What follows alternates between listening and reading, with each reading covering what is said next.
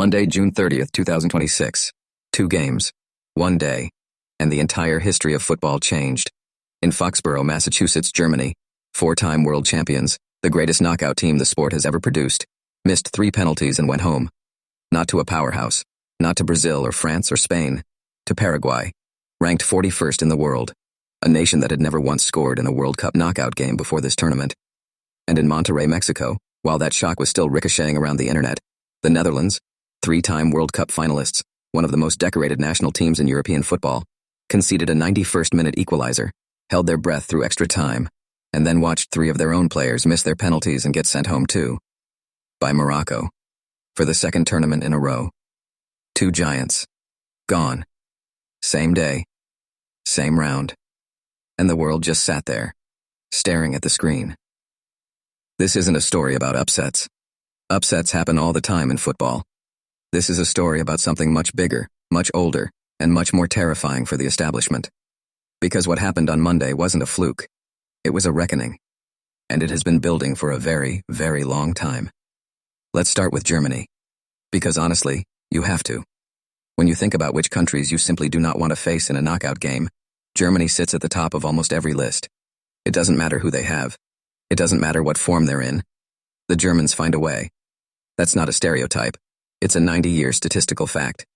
They had won 6 straight penalty shootouts in major tournaments. 6. The last time they lost one was 1976, in a European Championship final, before most of the people watching Monday's game were even born. That's the Germany that walked into Gillette Stadium on June 30th. Not just a football team, a psychological force. A nation that other nations genuinely feared in these moments. You play Germany in extra time, and somewhere in the back of your head, a little voice starts telling you that you've already lost. Paraguay knew all of that, and they played anyway. They sat deep, 2 banks of 4. They gave Germany the ball and dared them to break them down, and for the first 40 minutes Germany couldn't do it. And then, against absolutely everything the stats were predicting, Paraguay struck. A cross from Matias Galarza, an unmarked run from Julio Enciso, a header, clean and precise, into the net. Paraguay won, Germany 0. At halftime, the German machine woke up in the second half. Havertz equalized. Germany pushed. They created chances. And with 8 minutes left in extra time, they thought they'd won it. Jonathan Tah heading home from a corner to make it 2-1. Players sprinting toward each other.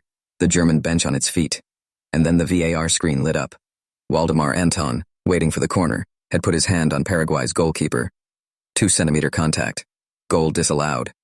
That's the moment the Germans broke. You could see it in their body language walking into the shootout. Something had left them. And when Kai Havertz, a player who had just won the Premier League with Arsenal, stepped up first and missed, you started to feel it too. Havertz missed. Then Woltemade missed. Then Neuer saved one and kept Germany alive. Then Tah, the man who'd had a goal stolen from him by VAR 20 minutes earlier, stepped up last and skied his penalty over the crossbar. Jose Canale walked up, hammered it top corner, and that was it. Germany, eliminated. Round of 32. 3 consecutive World Cups without reaching the last 16. The most decorated knockout team in football history, gone before most of the world had even finished their Monday morning coffee. Here is the number that should haunt every football traditionalist on the planet. Germany had never, not once in their entire World Cup history, lost a penalty shootout at the tournament. Not in 1982, not in 1990, not in 2006 or 2010. When it came to penalties at a World Cup, Germany didn't lose. Full stop. Paraguay ended that streak. Paraguay. A country where the National Football Association operates on a budget smaller than some English championship clubs. A country whose players work all year in European leagues and then return home to qualify for a World Cup with a fan base of 7 million people.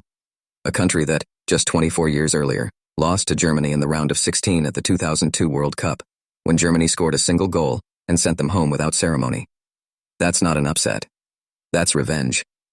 Slow, methodical, organized revenge, delivered by a goalkeeper named Orlando Gil, who had studied every German penalty taker on video, like he was cramming for the most important exam of his life. We had to analyze every player, every detail, Gil said afterward. Thanks to that, I was able to stop 2 penalties. He didn't get lucky. He prepared better. Meanwhile, 4 hours drive away in Monterrey, a different kind of drama was playing out. And in some ways it was even more heartbreaking to watch. Because the Netherlands had actually played really well. They'd topped their group. 10 goals in 3 matches. Cody Gakpo was in the form of his life. Virgil van Dijk had been a colossus at the back. The kind of commanding center-back performance you pay $85 million for.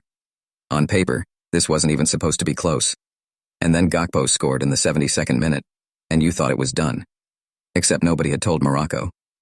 What you need to understand about this Moroccan side is that they are not the same team that surprised everyone at Qatar 2022. That team was a revelation. This team is expected. They know what they're capable of. Their fans know. Their players know. And they play like it. With this quiet, absolute refusal to accept that a game is over until the final whistle blows. So when the 91st minute arrived and Kemsdijn Talbi looped across into the box and Issa Diop, playing his first major tournament, rose above Van Hecke and put a clean header past Verbruggen, it felt less like a shock and more like an inevitability. The Netherlands bench looked like they'd been physically punched.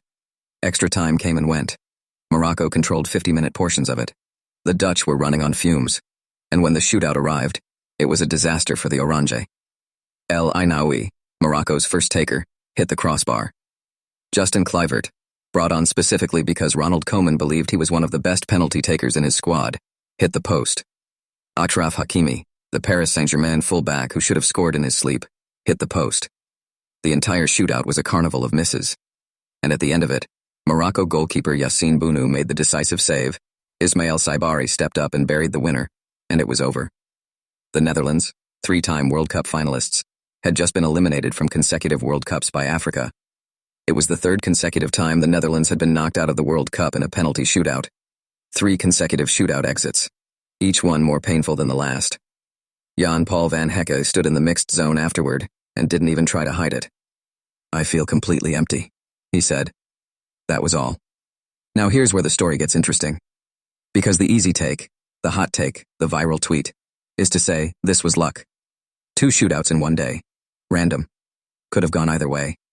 Germany and the Netherlands were unlucky, and if we replayed Monday 100 times, they'd win it most of the time. Maybe. But that argument misses something fundamental. And it's the same thing that the European football establishment has been refusing to look at for the last decade. The gap is closing. Fast. Think about what has happened to the so-called weaker nations of world football over the last 15 years. African players now form the backbones of every major European club. The Premier League, La Liga, Serie A. They are full of Moroccans, Senegalese, Ivorians, Ghanaians, playing at the absolute highest level of club football, week in, week out. They know what pressure feels like. They know what a big game looks like. The difference between playing in a World Cup knockout round and playing in a Champions League knockout round is not as vast as it used to be, and those players bring that experience home. Morocco's squad is not a collection of raw, hopeful talent. It's Bounou, playing every week in La Liga. It's Hakimi, playing every week for PSG. It's Saibari, one of the most creative midfielders in the Netherlands' own Eredivisie. These are not unknowns. These are players who train every day against the best in the world, and they have built a collective identity as the Moroccan national team that is now, and this is not hyperbole, legitimately terrifying to play against. Paraguay's roster is the same story. Their goalkeeper spent years studying European clubs' penalty records. Their striker, Enciso, is a Brighton player. Their tactical organization on Monday would have made any German Bundesliga coach proud. The playing field is not level yet, but it is leveling. Every 4 years, it levels a little more. And here's the thing that nobody in European football wants to say out loud. Germany and the Netherlands didn't lose because of bad luck. They lost because, for all their history, all their infrastructure, all their hundreds of millions in football investment, they are in a period of genuine decline. Germany has now failed to reach the round of 16 in 3 consecutive World Cups. 3. A decade of disappointment for a nation that once defined World Cup success. Their golden generation that won in 2014 grew old, and the next generation has not yet arrived. Havertz is brilliant. Wirtz is electric. But the system around them, the coaching identity, the collective belief, the clinical ruthlessness that used to be Germany's trademark, something in that machine is broken. The Netherlands has lost 3 consecutive World Cups on penalties. 3. You can put that down to bad luck once. Twice is a pattern. 3 times is a philosophical problem. Somewhere in Dutch football there is a wound that keeps reopening in the same moment, in the same pressure situation, under the same bright lights. While these giants have been struggling internally, other nations have been building. And 2026, with its expanded 48-team format, with the heat and the distances and the compressed travel schedules that punish the unprepared, has become the perfect environment for those builders to take over. Canada are in the round of 16, on home soil, having beaten South Africa in stoppage time with a goal that silenced an entire country with joy. Mexico are through, ending a 40-year curse of not winning a knockout game away from home. Morocco face Canada next, in Houston, a match that 2 years ago would have been considered almost irrelevant on the world stage, and is now one of the most anticipated games of the tournament. And Paraguay, could face France in the last 16. The nation ranked 41st in the world, on a collision course with arguably the best attacking team on the planet. None of this was supposed to happen. That's the point. Here's what this Monday will look like in 20 years. It will look like the day the monopoly cracked. For 90 years, the World Cup has been a conversation between Europe and South America. 8 nations, 2 continents. The same names, cycling through again and again, like a cartel too powerful to break. The infrastructure too deep. The history too heavy. The psychological advantage too great. But every monopoly has a breaking point. Every wall, however old, however strong, eventually finds the precise crack that widens under enough pressure. Germany's shootout record was that wall. Built over 50 years, unbeaten in 6 consecutive World Cup shootouts. And it took Paraguay, a nation with no business being in that conversation, according to the old world, exactly 1 afternoon to tear it down. The Netherlands' dominance, their sense of European superiority in the big moments, was that wall too. And Morocco, the same Morocco that shocked the world in Qatar, walked up and demolished it again. Football has a new conversation starting. You can feel it in the air of this tournament, in the noise of crowds that don't sound like the crowds of old European tournaments, in the stories that are emerging from cities like Monterrey and Boston and Houston. The giants aren't dead. France are still here, brilliant and dangerous. Brazil survived a 96th-minute winner against Japan and are through. Argentina, the reigning champions, are alive. The old powers don't disappear in a single tournament. But for the first time in the history of this sport, they feel, and this is the word that matters, they feel beatable. Not just on the field, in the mind, in the way teams walk out to face them. Morocco don't look at the Netherlands with fear anymore.